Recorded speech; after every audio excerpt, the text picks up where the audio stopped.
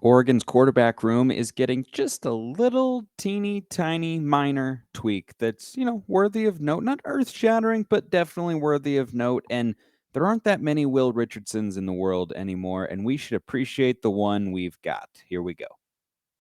You are Locked On Ducks, your daily podcast on the Oregon Ducks, part of the Locked On Podcast Network, your team every day.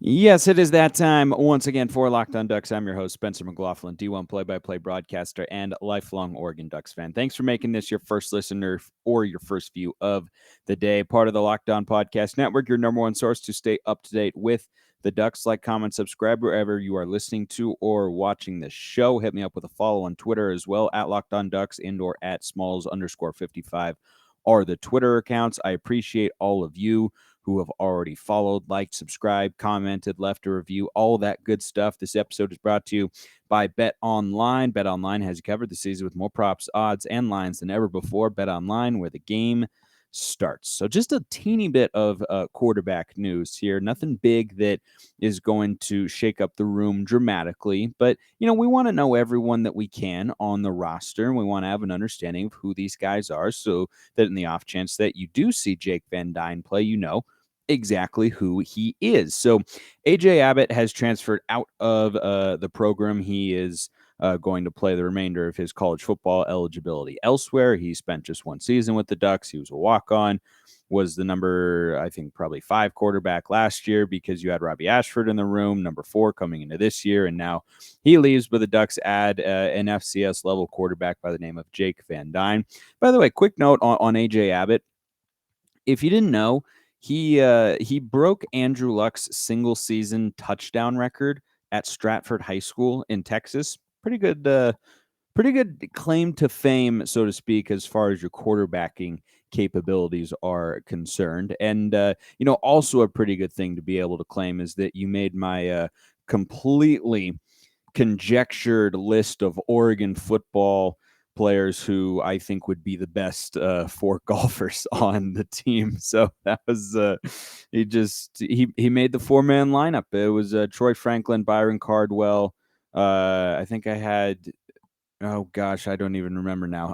AJ Abbott was in there, and then there was a big guy too. I think maybe Noah Sewell or Justin Flo. I think it might have been Justin Flo because he'd be a big time hitter and such. But and not huge news here. Jake Van Dyne comes in from Missouri State. He was a backup quarterback there as well. So this is really just a body. This is just a practice squad guy. Not that those guys don't matter. Not those players aren't relevant to a program, because that's the sort of guy who the offense is going to up against, right? Every day in practice, he's going to be a scout team quarterback, and so we aren't going to see the impact that he'll have on the program, if any, or program if any at all.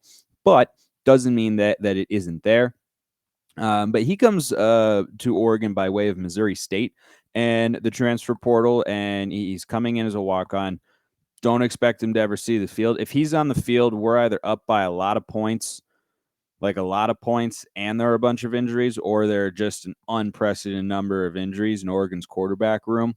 So, hoping that doesn't happen, because even if we are up by a bunch of points, I want the reps to go to Ty and or Jay, whichever one is more ready to see the field. So, but he comes from Missouri State, which might be a name you kind of recognize, like maybe, possibly, but probably not. The last time Duck fans would have heard of Missouri State was 2011 when they came to Autzen Stadium. Actually took a 7-0 lead on the Ducks. They went down 9-play, 84-yard drive to go up a touchdown on Oregon's team back then, led by the Chip Kellys, Darren Thomases, LaMichael James, DeAnthony Thomases of the world. Final score of that game was 56-7 at Autzen. LaMichael ran for 206 yards and 3 touchdowns. But that's probably the last time we heard of Missouri State, and now they are sending a player our way. So just kind of funny how all that works. Just a quick little piece of quarterback news there.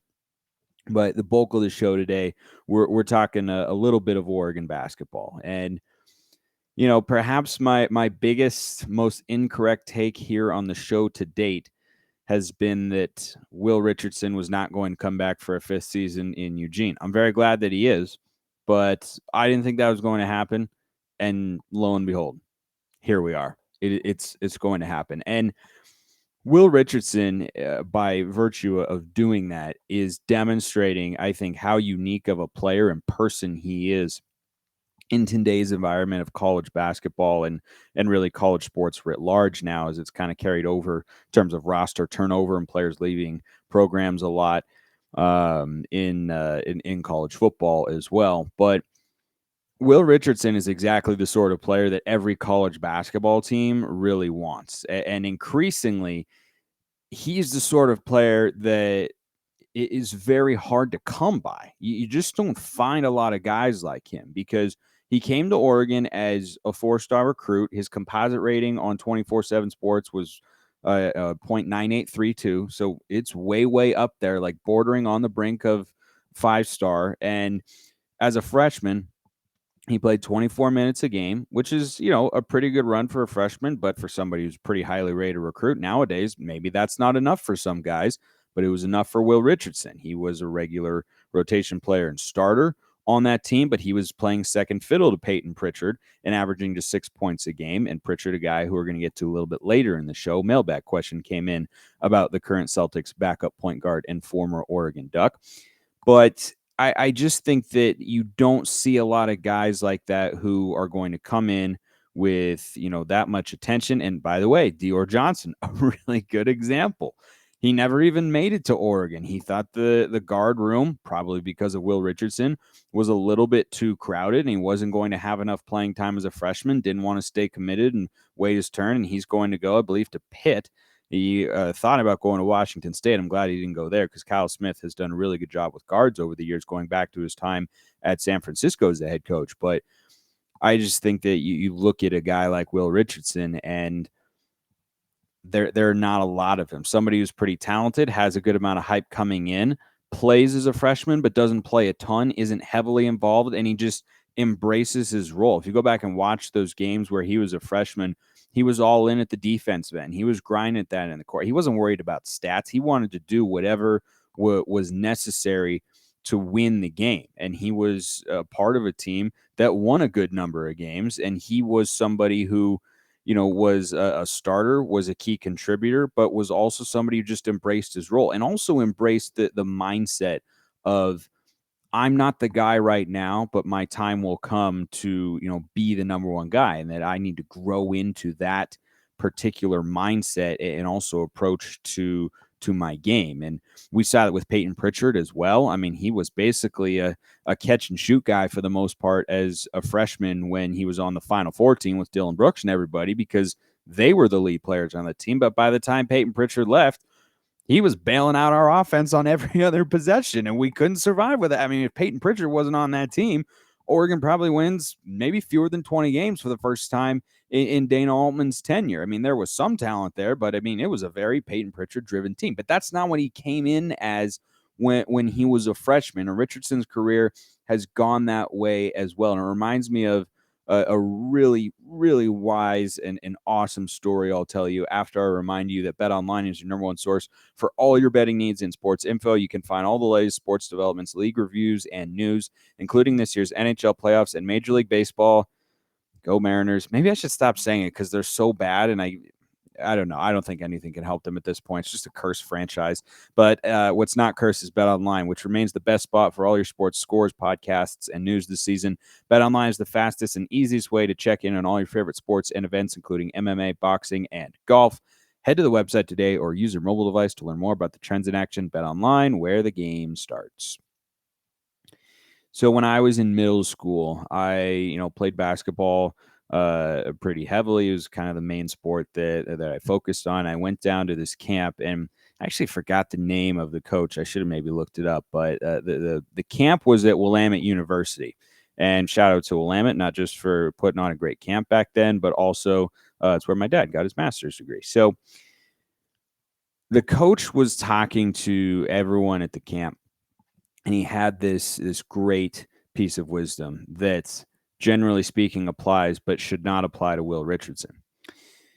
And what he told us is something that sticks with me to this day. And it was about living in the moment. And, the conclusion of what he said is whatever you're doing, when you're enjoying something, if you're having laughs with friends and it's just contagious and your stomach hurts, you're laughing so hard, or you're in a place that you love, or you're at a point in your life where everything is just going really well, take a moment, close your eyes, take a breath, and just live in the moment for a second and remember how you feel right then and there. And then be able to hold on to that and have it as a memory that you can go back to maybe when times are not going so smoothly or a little bit tougher, or you just want to kind of temporarily transport yourself somewhere else. And so I've done that my whole life. When I'm on vacation, I'm just in a really good spot, or it could be any random day on the golf course. I just close my eyes, take a breath, and think, this is exactly where I would want to be right now. And, it's all about living in the moment. And I love that message, especially because people are all about being on their phones, like way, way too much in society, generally speaking, in my humble opinion. And I love that. And it's always stuck with me. However, that wonderful, truly awesome piece of advice should not apply to Will Richardson here. Because if you lived in the moment purely, or the most recent memory that we have of Will Richardson, you might not have a very high opinion of him. But there are things that we all need to remember here. Coming into this season, he was clearly Oregon's number one. He was also a 1A, I would say 1A, 1B with Chris Duarte on the previous year's squad that got to the Sweet 16 that included a trouncing of number 2 seed Iowa in the West region. Yeah, I think that top left is West region and March Madness and whatnot. But this past season was his 4th year coming into the program. And, he'd always played heavy minutes, but I think coming into this season, he was having to shoulder a lot more expectations from a leadership and production standpoint than he was in previous years under Dana Altman with the other teams, because you had a guy like Chris Duarte, or, Peyton Pritchard was alongside you, whatever the case may be. And he's the sort of guy that we want in college basketball. And it's easy to remember the offensive struggles he had. It's easy to remember, the fact that he was sick and unavailable for the last few weeks of the year, right? It felt weird, and that's why I thought he wasn't going to come back. But don't be mistaken. I'm very glad that he is. I mean, this is the sort of guy who doesn't just have college basketball experience. He's got college basketball winning experience, and he knows how to produce, and he knows how to score. And I think that he has the potential and needs to, for the sake of the team, take a next step forward as a leader, because this past season, in a year where we were constantly talking here on the show, myself and Ryan Winter and other people who follow the program, or point out, like, it seems like the team has no alpha, like there's no leader in there who's galvanizing everybody. And I think it was supposed to be Will Richardson. He was our undisputed number one all season long. He was our best and most consistent player all season long. But shouldering the responsibility of being a leader and holding other guys accountable and being, a true number one is a different level of responsibility, I think. And, he's had such a great impact on the Oregon basketball program during his time. I mean, it's far more impactful than, some big time 5-star recruits like Lou King or Troy Brown, guys who came in, were really talented, did some good things. But overall, you want players like Will Richardson, and you want them to hang around at your program. I mean, I know what I'm going to get from Will Richardson from a production standpoint. He can improve his percentages a little. I think his field goal percentage could go up a touch. His 3-point shooting is below what he's capable of from this past season. I would like to see him hit at least 80% of his free throws. He was like 77% this past season, I think. But overall, those are really little things. And it's important to remember, going back to how I started this segment, of don't be a prisoner of the moment. Live in the moment, but don't be prisoner of the moment. That's the wisdom that I've got for you today with regards to Will Richardson. Don't think of the most recent impression you have of him as a basketball player and think that that's the sort of guy who's coming back. This guy was a multiple-time Pac-12 player of the week. When we went down and upset both USC and UCLA, he was sensational. I mean, he was, I'm pretty sure he had 35 or something against UCLA, and he was a two-time Pac-12 Player of the Week this year. That's not in his career. That was this season. He was our leading scorer, led the team in assists, I believe, as well. Does he need to improve on some things? Yes. Down the stretch, I don't think that's the Will Richardson we're going to get in the 2022-23 season. And I think it's important for us to realize that it's a really good thing that he is back, because I know what I'm going to get from him. And, in Dana Altman's system, maybe Jermaine Couisnard doesn't pan out the way that we're hoping. Now, I don't think that's going to be the case, but you never expect a guy to not work out when he comes to your school. And, maybe Bartholomew doesn't quite take another step forward, or isn't able to replicate the production he had at Colorado this past year, or maybe there's a big injury somewhere. You never know what's going to happen. And, barring an injury to Will Richardson, or, him getting really sick again, which this seems pretty unlikely, I know what I'm going to get for him or from him, and I know that it's going to be good. I know it's going to be productive, and he's just such a solid player in so many ways. Doesn't mean he can't still improve, but that's probably why he wants to be in Eugene again with Dana Altman, because that's his coach. That's his guy. It's the only college basketball coach that he has played for. And of course, he's had assistants come and go. Coach Crutchfield is gone, and Coach Martin came to the program from South Carolina. I got to talk to him not long ago on the show. I believe it was last Friday. Go check it out on YouTube or wherever you're listening to the show right now on podcast. It was a phenomenal interview. He's a really, really great guy. I'd encourage you to go and check that out. I love getting to talk to him. Hopefully we'll be able to bring him back on when we're leading up to the season, maybe even when the season gets going as well. That might be wishful thinking on my part. But anyway, I digress. I'm glad Will Richardson is back. We all should be. And I just think he's the sort of player that is really hard to come by in college basketball, and not somebody who is going to, not every team has a Will Richardson who is going to be with your team for 5 years. Now, that's an anomaly because of the COVID year, of course, but even 4 years. Not everybody's going to be able to find a lot of players who are as productive and talented as Will Richardson, but who also decide to stick around, not just early in his career, but later in his career as well. And I think that's a really good thing that we should all be able to appreciate and be excited about as it pertains to the roster roster this year. I think if you look at a starting five of Richardson, Couisnard, Guerrier, Kellel Ware, who is looking better and better, by the way, probably going to be a one and done, but he appears to be. I've talked about how there might be an adjustment there, and maybe it'll take him a little bit. I might be wrong on that as well. I would love to be. Maybe it'll only take a few games, not a few dozen games or 10 games or so, but he's been tearing it up at Team USA stuff, and he gets a lot of hype, and there's a reason there. But you start Will, Couisnard, Guerrier, Kellel Ware, and Folly Dante. I think that's a starting five that can compete for a Pac-12 championship, and I would view it differently if it didn't have Will Richardson. I would still like it, but would I feel as good about it without Will Richardson there? No, because I like Bartholomew coming off the bench more than having him step into a starting point guard role. But having Richardson there, I think, is a really, really key piece, and anybody who follows Pac-12 basketball, I think, would tell you the same thing.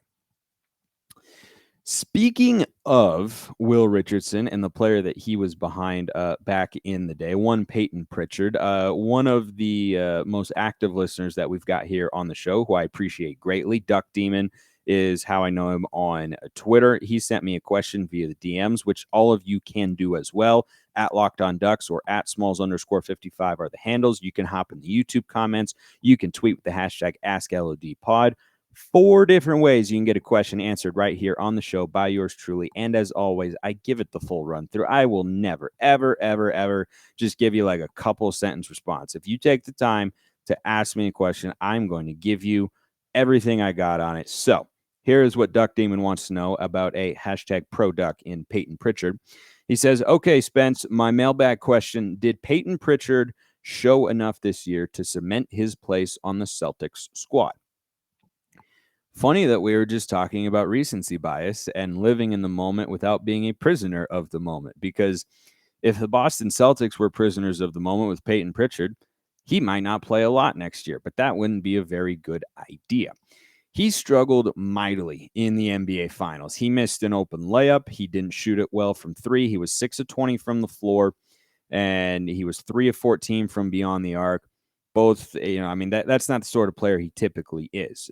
What you have to consider is it was his first NBA Finals, and I'm sure he's dreamed about that moment since he was a kid.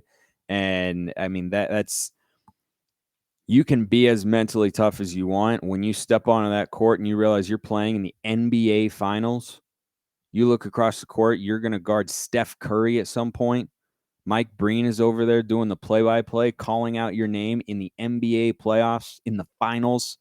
It feels different. And I think he just clearly wasn't ready for that particular moment. And the other side, the other thing you have to consider is Golden State is one of the best defenses in the NBA. So it's not like anybody on Boston was consistently efficient from the floor, not named Jaylen Brown, who is a really, really good looking player and I think emerging star in the NBA. Even more so, I think before people viewed him as like, oh, yeah, he's a good, nice player. I watched him and the Celtics would maybe have won one game if he hadn't been. I mean, he was really, really good, but Pritchard was not.